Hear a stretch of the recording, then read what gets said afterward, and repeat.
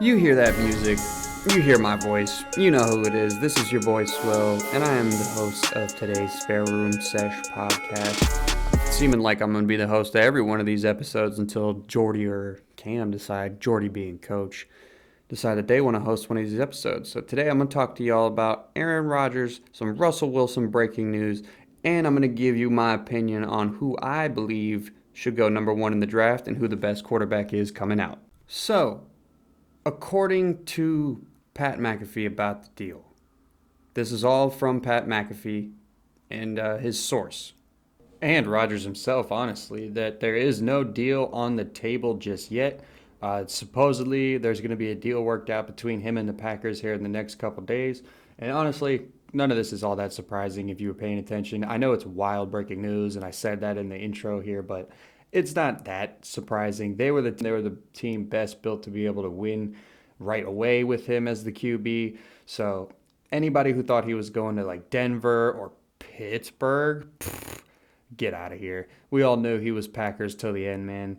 They don't get rid of QBs up there, so there was no way he was going anywhere else. Not on the Packers watch at least. So it's looking like him and Devontae are going to be reunited once again. So we'll see how that turns out for them up there in Green Bay again. I'm thinking hopefully better than a divisional round loss in the playoffs that I bet on, like I did last year. And speaking of bets being made, I'm sure everybody heard about this yesterday. It's not breaking news today. Calvin Ridley pulling a Pete Rose and betting on his own team, betting on whoever he was betting on. This man got caught up making parlays on his cell phone.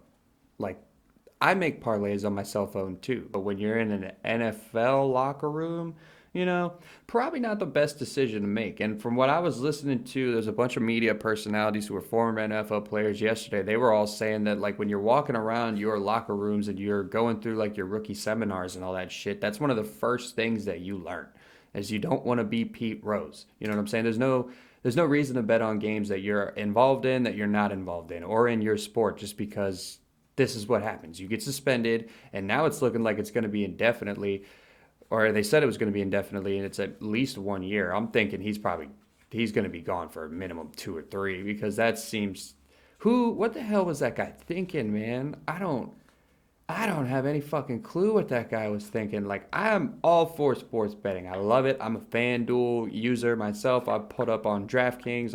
My bookie, if y'all are listening, please, y'all can sponsor the show. That would be great. We'll make bets exclusively with y'all, and I will have absolutely no issues doing that. You guys' app is sweet, or not your app, the website is sweet, easy to navigate, all that good type of shit. So I would love to use my bookie even more, and especially if that would be great. But yeah, Calvin Ridley getting caught up betting on games is absolutely crazy. And himself saying that he doesn't have a gambling problem because he only bet $1,500. Calvin, buddy, I don't think that's the fucking problem, man.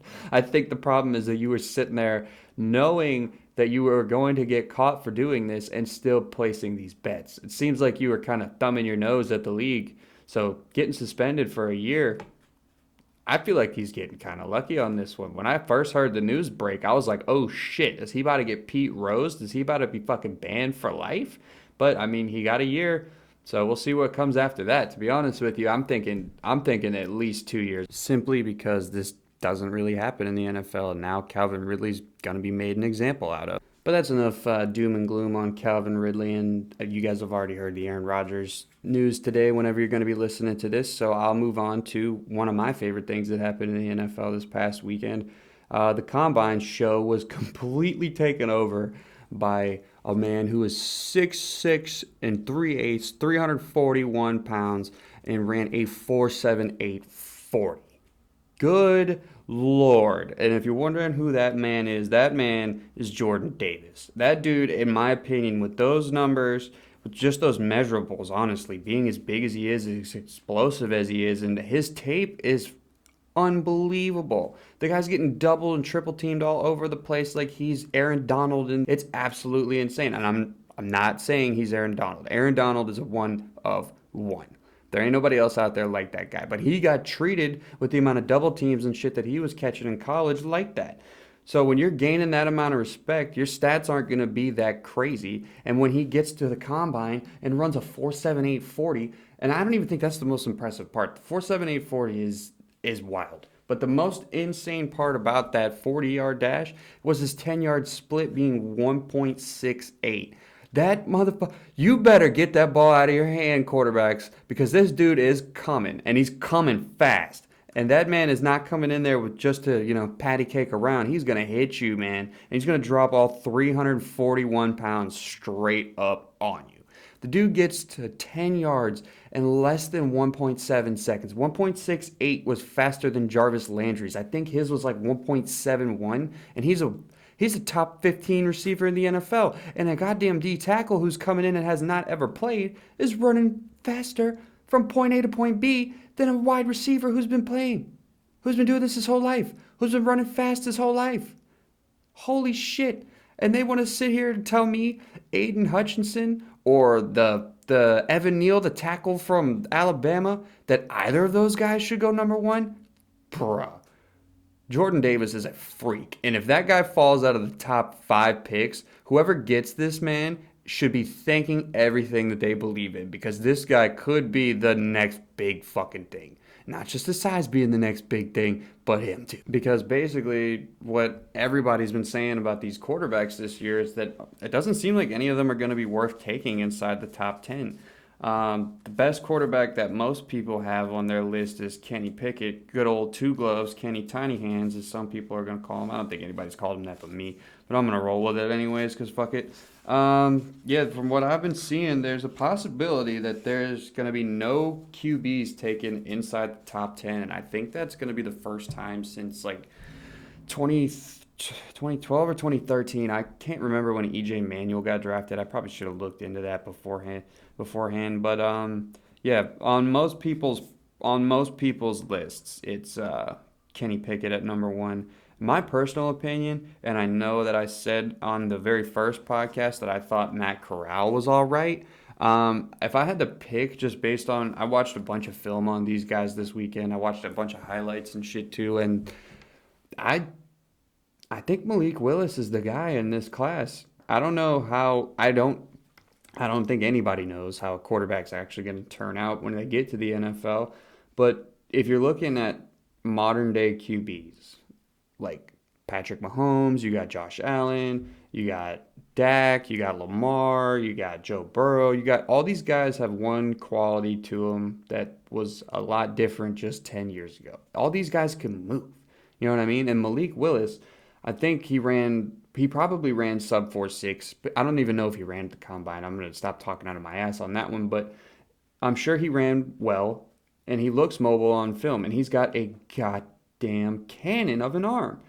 And I don't think you can really risk passing up on a dude that can move and can chuck it like he can chuck it, because in today's NFL, you can't just be sitting back there as a statue. You know what I mean? The Tom Brady's don't really work out as much anymore. Tom Brady's an anomaly. Matt Stafford could even move around a little bit, not calling him mobile or fast or anything, or like super mobile, let me say, because he can move around. We've seen him move when he has to. But that's the thing with the modern day quarterback, man. They have to move. And if you would have been telling somebody that 10 years ago, they would just be saying, nah, they're playing outside of the system. They're not really built for it, and blah, blah, blah. Well, that's not the case anymore. You need those guys that are improv savvy and all that type of shit. But the one concern I do have with Malik Willis is that he played at Liberty. And that's not a knock necessarily on him. It's just a knock on the competition that he played. Because Liberty is pretty brand new into the FBS level of NCAA football, but they're not new, obviously, to Division I football. They've been around for a little bit. They're a team here in Virginia. I mean, their school's got their own shit going on over there. Think about that, what you will. The guy played football for him, so I'm sure he's not really too concerned about that. But, in my opinion, that's the big concern, is that he played at Liberty. If he would have played, because I'm pretty sure he transferred out of Auburn, if he would have stuck it out at Auburn, I think he might have very easily considered the number one prospect in this draft, because he probably beats out Bo Nix, and then he probably is a starting quarterback in the SEC. And that right there would have been huge for his pre-draft process. But I mean, things happen. You make decisions. You go on to move on. You do things at your other schools. So he put up numbers at Liberty, so I'm sure he's happy with his decision that he made. But if you're asking me if there's one concern about the guy, it's only that he played at that level of Division One. I know there have been QBs that have come in and played from the FCS level and all that type of stuff. But let's be real, guys. If they're not a blue chip school, you're not really looking at them and taking them that seriously. That's just how it is. And if you're looking at the top 10 in the draft, I mean, the Jaguars, they got a quarterback right now, Trevor Lawrence. The Lions, they don't have a quarterback necessarily. I mean, Jared Goff is a good stopgap filler, but I guess you could argue that if you were to take a quarterback in the top 10, the first one that would be thinking about it would probably be the Lions. Texans, number 3, they're going to rock with Davis Mills, according to all the coaches and all the inside sources that they have over there. The Jets got Zach Wilson. The Giants have Danny Dimes. But you know what? Actually, that could get a little bit intriguing. The Giants, because they have 2 picks in the top 10, if they decided to trade out of the 5th pick and move back, then taking a QB inside the top 10 at number 7 might not sound too crazy, but I'm getting ahead of myself on that. I think they would probably stick with Danny Dimes because the GM has said that they're going to give, and Daboll has said that they're going to give him, Daboll being the head coach, Brian Daboll, that they're going to give him every opportunity this year to run with it. So we'll see how that goes. The Panthers at number 6. Now, Coach, if he was here, would be sitting here arguing with me that they don't need to take a quarterback this year because of the reasons that we've stated, that it's not the best quarterback class out there. He personally probably wants Deshaun or Russell Wilson or somebody that could come in already knowing what they can do. You know what I mean? Because Deshaun's established as a star in this league. He's got a whole lot of things going on right now. Time will tell what will happen after that. But if that guy becomes available, I'm sure Coach would want him or Russell Wilson because Russell Wilson is available for trade allegedly. Now, the Seahawks have said that they're not shopping their quarterback, but Russ has pretty much made it clear in every interview that he's had, not interview, I should say, every time he's been asked anything about it, it doesn't seem like he's all that committed to coming back.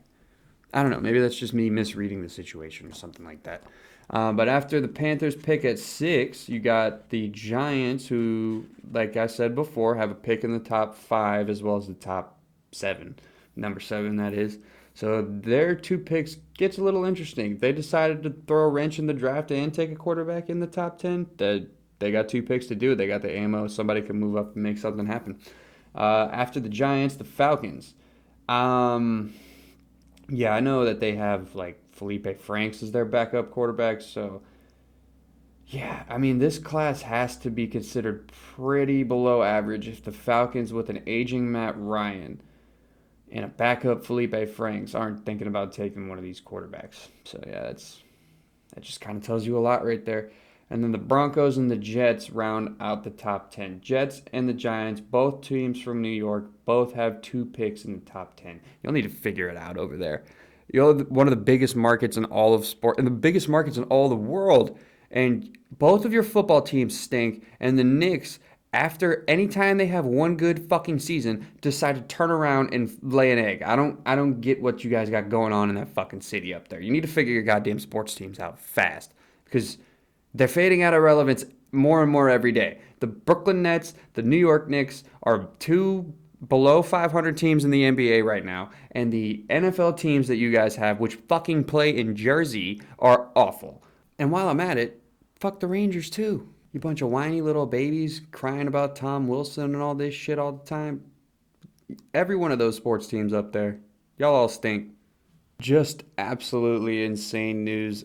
As I stopped recording after I was ranting about New York sports, Russell Wilson just got traded from the Seattle Seahawks to the Denver Broncos. As you can see that by my little video mix-up right there that you heard in the background, the Seahawks have agreed in principle on a trade sending 9-time Pro Bowl quarterback Russell Wilson to Denver for a massive haul, including multiple first-round draft picks, plus additional picks and players per sources. And that's from The Arrow, as he's referred to, Tom Pelissero, NFL's chief reporter for basically anything that's worth a shit, and that is absolutely nuts. I was sitting here recording this talking about how it was a rumor beforehand that Aaron Rodgers was linked to go to Denver, and now all of a sudden I'm sitting here on my prolonged lunch break, and it's not Aaron Rodgers. It's Russell Wilson. And I honestly didn't see that one coming. There was rumors that he was going to get traded to the Washington Commanders. Didn't really buy into those either, but Denver, I honestly would have never seen that coming. I thought he would have tried to force his way over into like a big market or something like that. You know what I mean? And not to say Denver's not a big market. Denver's a pretty sizable market. They've got multiple sports teams and all that type of shit, but like he wow, to the Denver Broncos, man. That's crazy. I would have thought maybe the Giants. I would have thought something along the maybe even Vegas because it sounds like maybe Derek Carr might want to try to get out of there. Who knows? But fuck, man, the Denver Broncos just got Russell Wilson. Wow. So another little update to that last little Russell Wilson thing. Apparently, Drew Lock is also a part of that trade. So I guess the Seahawks found their quarterback of the future now, huh? I don't mean to poke fun. I got family members that are Seattle Seahawks fans. This is just absolutely kind of crazy to think about, man. Russell Wilson being a Denver Bronco, the AFC is so loaded at quarterback, man, and it sucks to be a Ravens fan right now because the only thing that's ever going to matter for Lamar is if he ever gets a Super Bowl, and the fucking AFC is just getting better and better every week, it seems. So we'll see how that one goes. And last but not least, I'm going to get out of here. I got to get back to work. I'm not going to say what time it is that I'm recording this because if my bosses listen to it, they're going to get kind of mad. So, thanks to anybody who decides to listen to this episode that I'm going to drop today. I'm keeping it kind of short because it's just me, not a lot to talk about with anybody else in the room. So, but who knows? I might be dropping another one tonight. Depends on what time Coach gets off work. We shall see. Stick around, stay tuned, and I'll see y'all next time.